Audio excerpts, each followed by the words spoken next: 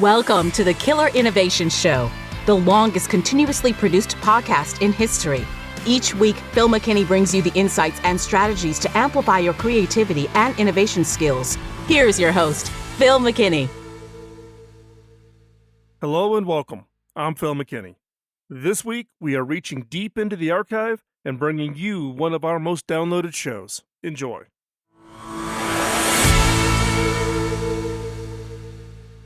Innovation is all about translating ideas into real products, real services, and real solutions. As I've said in the past, ideas without execution are a hobby. And I don't know about you, but I'm not in the hobby business. With that said, the process all starts with ideas. Now, ideas can come from any number of sources. It can come from employees, from customers, from partners, from just lone inventors out there that have come up with a really great idea that they think you might be interested in. They can come in the form of outputs from workshops, brainstorming sessions, call for ideas. You put out a request and people submit.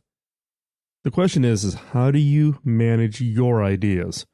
What I mean is how do you log them? How do you track them?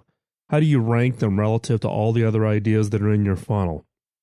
Ask yourself the question, where are your ideas today? If you had to go back to all the brainstorming sessions that you've done just over the last few years, could you easily put your hand on the list of ideas that came out of all those brainstorming sessions? Now, many of you are probably saying, well, why would I ever want to do that? I've gone through those lists. I've picked out the best ideas, and those are the ones we're working on.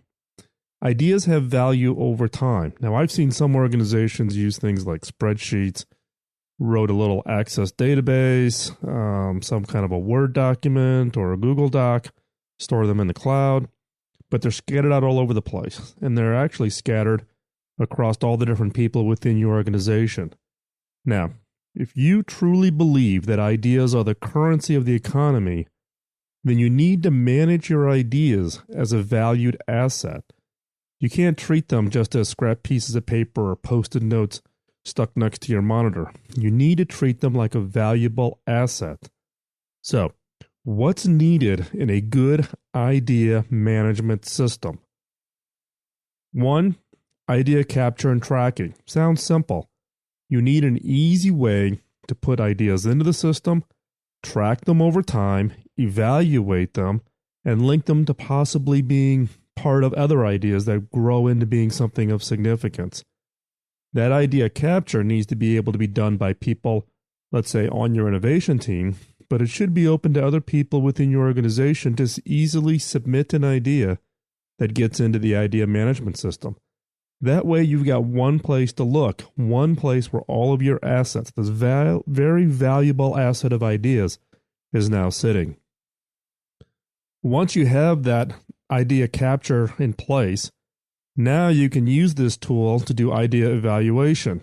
Do you open it up and allow, everybody in the organization to look at it and vote, and therefore the idea with the most votes wins? Do you use some kind of a ranking process similar to what I've shared here in the podcast?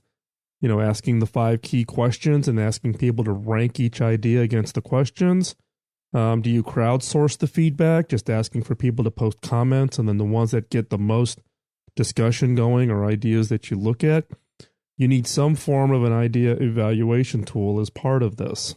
How do you bubble up the best ideas to be looked at more seriously by management? 3, a good idea management system allows for ad hoc team collaboration. What I have found with really well-designed tools is, as people submit an idea, they go through search, and they found that somebody else is working on an idea that maybe is not quite identical, but it's similar, and it's a different part of the organization. So by simply going into the system with an idea in mind, they find somebody else working on something similar, and they start to team up. They combine their efforts. They combine their areas of expertise. So a very well-designed tool that acts as this kind of social hub of innovation within your organization allows for these ad hoc teams to come together. The result is that you actually get better ideas because you're getting cross-organizational efforts that one side may not be aware of another part of the organization working on something, And those collaborations can really generate some exciting ideas. Number 4, support whatever process, steps, gates, whatever your method is for innovation. So once an idea gets into the system, it gets ranked, it gets prioritized, you start down the effort of doing the execution, meaning you're going to turn it from an idea into a real innovation, then this idea management then allows you to track those ideas through whatever the gating process that you're using. One, it just allows you to say, being able to say that, hey, this was a great idea and it's actually in the execution phase, or this idea is still in the evaluation phase. However the phases you use within your organization, your tool needs to match. Now be careful here, because there's a lot of tools out there that will force you to follow their process. You want a tool that follows your process, because your organization is unique. Your decision-making process, your evaluation process, the way your senior executives want to hear about programs and projects. So you need a process that matches you, not you modifying it to match some tool. Number 5, it needs to support pausing ideas. Now, what do I mean by pausing an idea? I have a saying that just has gotten ingrained in my brain over the years, having gone through this frustration with ideas that I've been leading in teams, is that the difference between a good idea and a really great idea is not about the idea, it's about the timing. The market's not ready, customers aren't ready, your organization's not ready, the regulatory environment from the government is not ready. There's lots of reasons. The key is that if you've got a really good idea and what you're really running up against is this timing, you need the ability to pause an idea. Have an idea that's somewhere in the phases of process, but you capture it in such a way that you can literally hit a pause button and think about it as like sticking a book on the shelf in a library. And then 6 months, a year, 2 years down the line, go back, pull that book out of the library, and pick up where you left off. Now, it's a little bit harder to do with ideas because the idea really is coming off of off an individual's thoughts. And you have to be able to get back to that individual and get them re-engaged to restart the programs or restart the thinking around the ideas. But it's critical that organizations find a way in their idea management tools to literally be able to pause an idea, capture all of the assets, and then be able to come back and reevaluate those ideas at some point in the future when the timing is right. And the 6th piece that's critical for your idea management system is the ability to issue what I call challenges.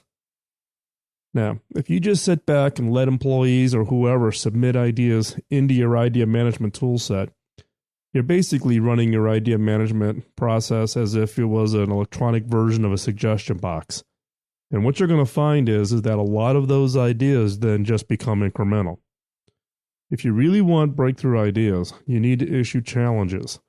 These are carefully worded questions, problems, areas of interest, and put that out to the general population with some form of incentive for them to spend time thinking of the ideas and approaches that will allow them to answer or solve that in the form of ideas. Well-constructed challenges generate a wealth of really good ideas, and it gets the organization thinking, so it serves 2 purposes. Not only do you get really good ideas, but you're signaling to the organization kind of where the strategy is going, where the direction of the organization is going. Good idea management tool systems have a way to not only issue these challenges, but capture the ideas. So that becomes a critical part when you're looking at your idea management system. So again, 6 things that are critical for your idea management system is 1, idea capture and tracking, kind of the basics. 2, idea evaluation. How do you rank and select the best ideas that are in that funnel to be the ones that you want to work on? 3, ad hoc team collaboration, allowing individuals to find other individuals who've submitted a similar idea so that they actually can begin working together. 4, support whatever process you have in place. The tool must match to your process. You should never modify your process to match the tool. 5, support pausing the idea. If you have a really great idea and the timing is wrong, pause it. Come back to it when the timing is right. And 6, enable challenges. Rather than just being a reception of ideas, being able to push out to the organization a challenge and therefore trigger ideas to be created. Now, over my career, I've used a lot of different tools, and I'm not going to go in here and give you a recommendation because your organization is different. But let me share with you some of my experiences, not with specific vendors, but as a broader context of the experiences I've had with these tools. Number 1, without a system or tool, you're lost. Treating your ideas as an afterthought in the forms of notebooks and scrap pieces of paper and little emails that you've sent around is not going to be successful. You have to be able to treat them as a real asset. So you have to have a tool or something in place. I mean, think about it. You run a brainstorming session. You bring 10 of your best and brightest people into the brainstorming session. You give them a challenge. They crank out, a couple hundred ideas. Someone says, I'll type them up and I'll send them around in an email. Someone dutifully types them up, sends them around in an email, and then what happens? Nothing. 1, nobody ever picks an idea off the list, right? Because it's just so overwhelming to dig through 200 ideas. But 2, the only documentation you have is that email.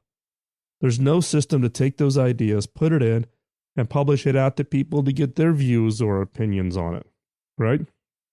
So you have to have the fundamental system.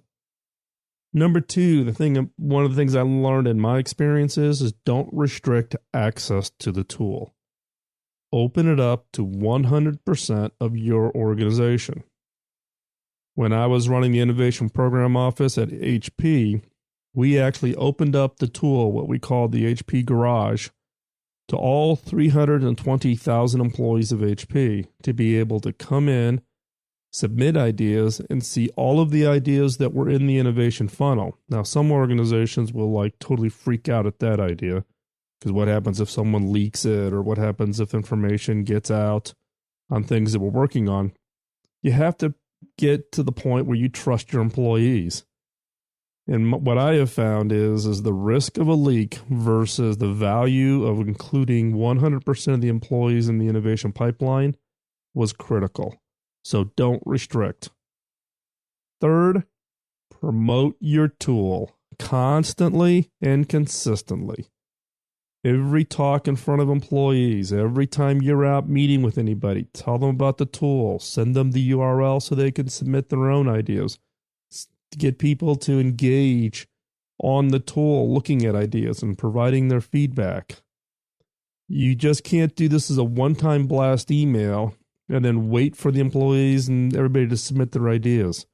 You need to be the evangelist for your idea management system. You need to be out there telling people that you are actually using it, that you are using that as the mechanism to evaluate programs and projects. Tell the engineering teams that if they want an idea to even get evaluated, the only way that it does get evaluated is if they use that system and submit it.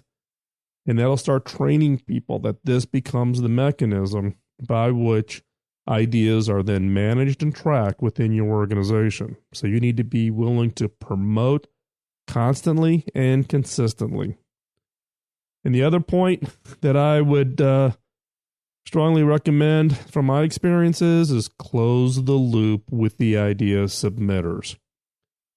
Now, early on in one of the early systems that I was part of, the system got deployed. Employees submitted ideas, engineers submitted ideas, partners submitted ideas into the system, and they didn't hear anything back. And I didn't really appreciate how frustrating that was to people who submitted their ideas. So one of the things that I've put in place when I've deployed these systems since then is that there's a guaranteed turnaround. Someone submits an idea, they're going to hear back. They're going to hear back, within 2 weeks, 4 weeks, 8 weeks, whatever it's going to work within your approach. But you have to close the loop. They want to hear back. They're used to not hearing anything, right? They submit an idea in the process of a brainstorming session. Someone dutifully sends that email, and then nothing ever happens. So they're used to submitting ideas, and dropping into this massive bucket that nothing ever happens to. If you're going to run an idea management system, close the loop with the idea submitters. Give them feedback. And the last area from my experiences of working with these idea management systems is think about applying some form of gamification. Now, what I mean by gamification is make it fun. Give them some kind of a point or scoring system so that the people who are more active on the system have more points. They earn rank or whatever it might be. Turn it into a fun process of being involved and getting excited. People like the kind of recognition that a good, well-designed gamification portion of these systems can deliver. So, for instance, issue points for people who submit ideas. Give them points for ideas that make it to the screening process. Give them points for providing feedback. So if they get on the system, maybe they're not a submitter of ideas, but maybe they're in there and they're providing feedback to other ideas, saying, hey, have you thought about X? Give them points. If their idea gets selected and it's going through the actual innovation process, give them a lot of points for that. Then what happens then is one, you can use these point systems to actually find those people across your organization who are most passionate about innovation and turn them into helping you be the evangelist within your organization. But they also then earn credibility across their organization. And what it points out, and what I have found when you do these kinds of gamification systems in idea management programs, is that you'll find highly creative people who are really good at coming up with ideas who are not part of your normal group that you interact with. They may not even be part of R&D. They may be part of legal or finance or whatever. And through the process of this gamification, you actually helps you identify the highly creative people within your organizations who may not be on your radar screen. Now, be careful here. It has to be well designed. Now, most of the commercial idea management systems really don't have a gamification portion to it. But it's one of those areas that I think is important, and it proved to be extremely valuable to me in my experience. Idea management is a must-have tool if you're serious about innovation. If you're serious about innovation, you need to treat your ideas as the valuable asset they are. You need to track, inventory, warehouse your ideas, and more importantly, find those idea generators within your organization, those innovation champions. They become the key to the growth of your organization and for your success in the highly competitive markets we all face. Now, what I'm going to ask here is a special ask. What I'm asking is drop me a note on how you've used this podcast to create something, whatever it is. Nothing is too small or too minor. So drop me a note and describe to me how you've used the podcast to create something. What I want to do is I want to aggregate these ideas and share them with the Killer Innovations community as a way to spark their own ideas, their own things that they could be using, or ways to be more creative to come up with better ideas. So again, drop me the note, send it to feedback@philmckinney.com.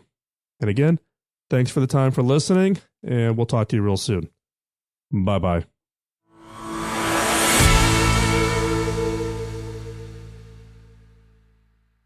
Last June 1 of 2012, it was announced that I was taking over this new role. Now, if you're interested in the background, feel free to go to the blog site and take a look.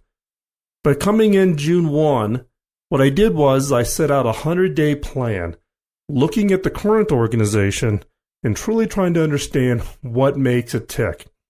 So I spent a significant amount of time, roughly the first 45 days or so, doing one-on-one interviews with all the key stakeholders.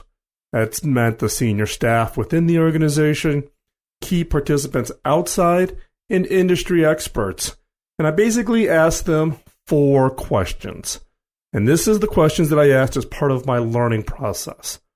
So the first question I asked was, what should we preserve? What is it we do good that we should just keep on doing? Second question, what should we stop doing? What is it that we do that just totally annoys you or actually gets in the way or is detrimental to success? And what is it we should stop? Third question is, hey, I'm the new guy. What is it that you most hope I do? What is that thing that you would hope the new guy would come in and change? The fourth question is, hey, I'm the new guy.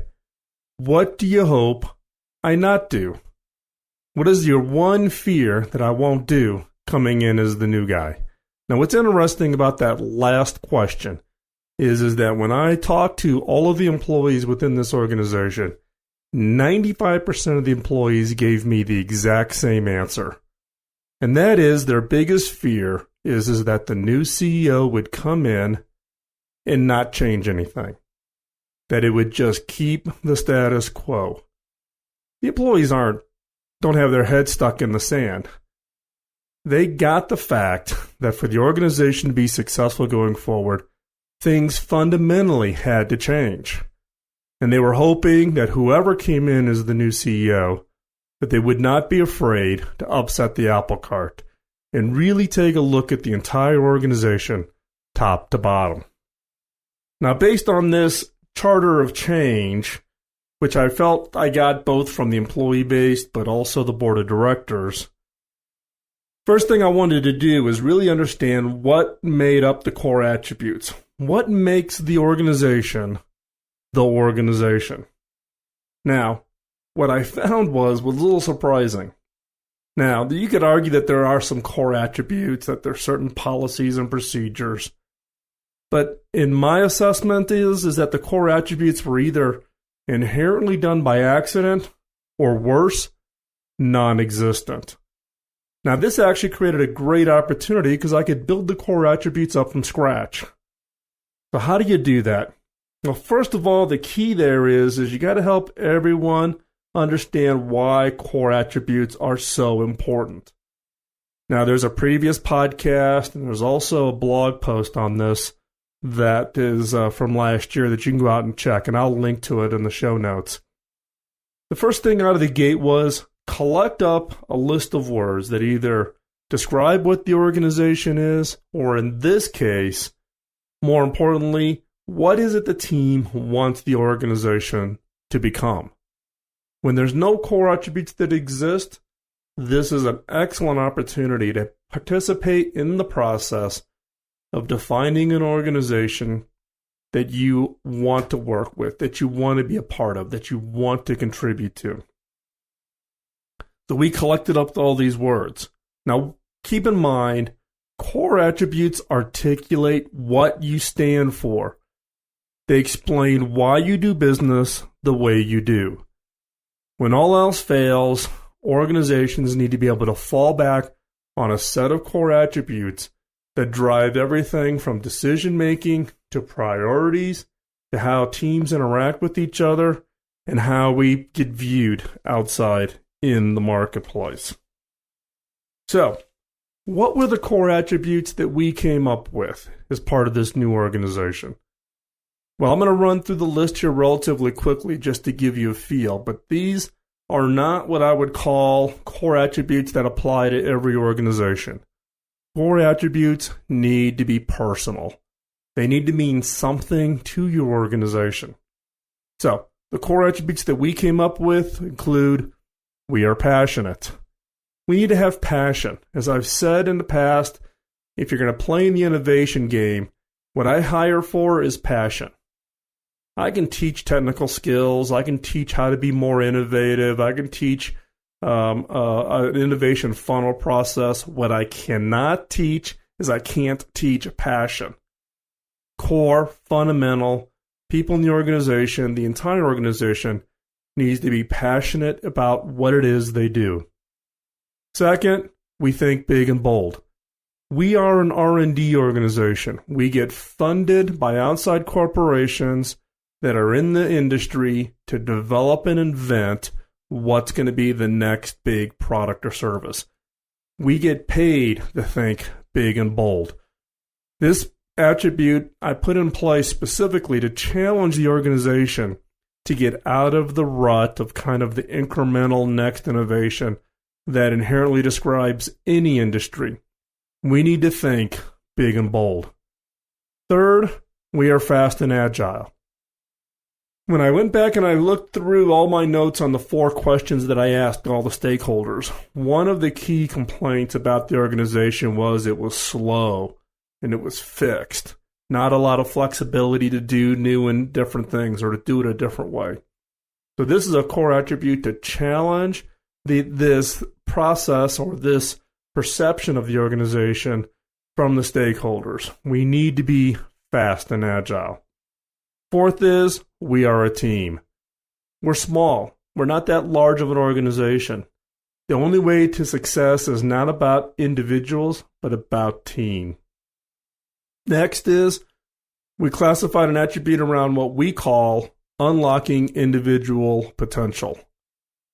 How do we enable people within the organization to achieve way beyond what they even think they can do themselves?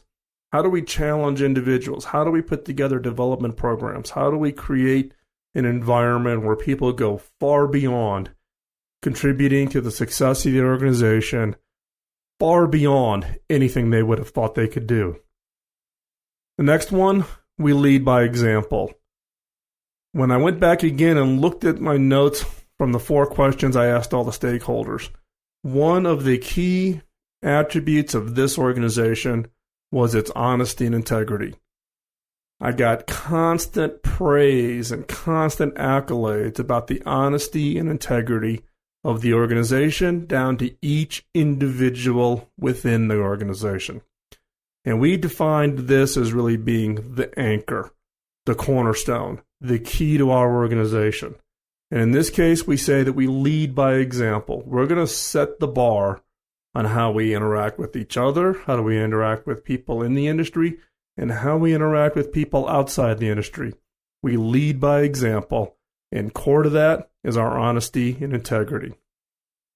And last, we are resourceful.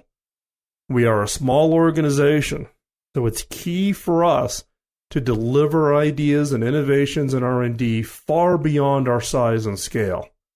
We have to be resourceful in how we do that. So again, we are passionate, we think big and bold, we are fast and agile, we are a team, we unlock individual potential, we lead by example, and we are resourceful. Now, once you've captured this, and believe me, this took months to pull this together, and people had different wordings, and I actually stayed out of it. I did not inject myself into putting together the list. In fact, I only contributed my input after the list was about 80-85% done, because I didn't want to have undue influence into the final list that was created. Now, once you have that list, now you're ready to start the process. Having the list is not the end, it's the beginning of the process. Now, what is the process? How do you move from having this list to really integrating it inside the organization? First things first, the senior executives must own this. This is not an HR process. This is not a personnel development team process. This must be always controlled and owned by the senior executives. The key here is the senior executives must own this. Then everybody in the organization needs to understand that these attributes are core and essential. And it now becomes the bar that we will hold ourselves to. We will hold ourselves to interacting with each other, interacting with our stakeholders, and interacting outside of our industry and our organization. And we need to manage the process to get everybody on board. It's communicating the core attributes, communicating the importance, and then working a process to get everybody in the boat. So what did we do? How did we actually go through this? First off, we talk about them. We would do it at all hands meetings and team meetings, and we filtered this through to the entire organization. In fact, I would challenge you that if you meet anybody inside the organization and ask them about the core attributes, they would be able to walk through and explain to you what the core attributes are, and why each one of them is important to our organization.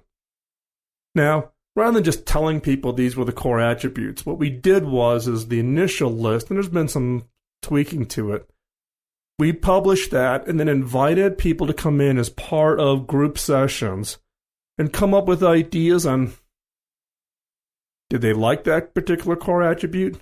But more importantly, think about that core attribute and how we should live it. How we should, with it as an organization and as individuals, live that core attribute. Passion, unlocking individual potential, lead by example. We collected up that list, and we actually got then volunteers from the rank and file within the organization to help brainstorm and pull together a set of recommendations to the executive team about how we can live it. So it isn't just about big and bold and those types of things, but actually how do we live them? How do we do them? What would be things? What would be proof points that we could go off and do? As part of that exercise, we also created an assessment to allow the team to assess themselves. Could I, as an individual, live to these core attributes, and how am I living to these core attributes? We did it as a peer.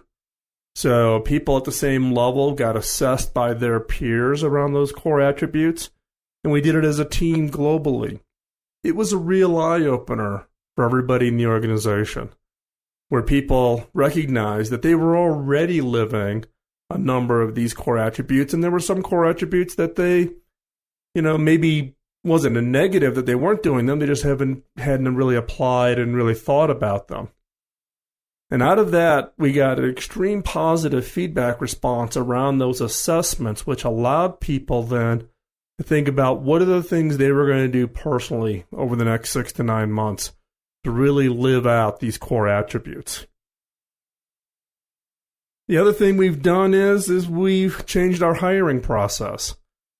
New recruits that are being considered to come into the organization get assessed against the core attributes. If there's not a match, it makes no sense to bring somebody into the organization. We've set the core attributes, and everybody in the organization is aligned on this. And in fact, this was really driven by hiring managers using the core attributes really as that filter screen to make sure that people coming into our organization aligned with the culture of what it is we were trying to build here. The result is that the new hires that we recently brought into the organization who have been assessed against these core attributes have hit the ground running and have had huge impact into the organization. The other thing we've done is we've included core attributes into our performance management. At the end of the year, employees are getting assessed as to the set of those core attributes as to do they never exhibit them, do they sometimes exhibit them, or do they always exhibit them? And we're going to pick and roll around and change which core attributes we're going to measure each year based on what are the things that we're working on. Now, the assumption is that we're living all the core attributes every year, all the time, but we will pick and choose ones each year that we want to particularly emphasize on. So this year, there's 4 or 5 that we've chosen that will become part of that performance management. Now, coming up, I've been in this new role for a year. We started this whole process on core attributes 9 months ago. And what I can tell you is that the impact on the organization, the impact on the morale from the standpoint of people feeling like that they're contributing and they understand the organization and why we do things a certain way, has just been beyond any set of expectations I could have had. The impact on the organization is, like I said, beyond anything that I had expected. But the fact of the matter is it's not a situation where we've documented them, we've run through this process, we now have a hiring process in place, it's part of people's annual performance and bonus calculations, and we're done. This is never ending. In fact, a group of employees have come forward and talked about adding one more core attribute, And there's a discussion that's going on. It's not being driven by the senior executives, albeit we own it, but we want these core attributes to be owned by everybody. So, fact is that you've got to be open to that. It's not static, and it's a never-ending process. That includes things like rewarding teams when they show a core attribute. When somebody's done something big and bold or showed off, exceptional teamwork. Someone from Team A stepped over and helped Team B to do something that just had big impact. Likewise, and this is the tough part of the conversation, if you have people in your organization who are not living up to the core attributes, then you need to take that uncomfortable process of having the conversation with them. And if it's not going to work out, no foul, but work them out of the organization. If you let people stay within your organization who are not aligned with the core attributes, then the rest of the organization will start believing that the core attributes are not that important and not everybody's getting measured up against them. So, obviously, we all like the positive impact from these activities, but the fact is, in some cases, you got to deal with the difficult ones. And that includes getting rid of people who are not aligned with the core attributes.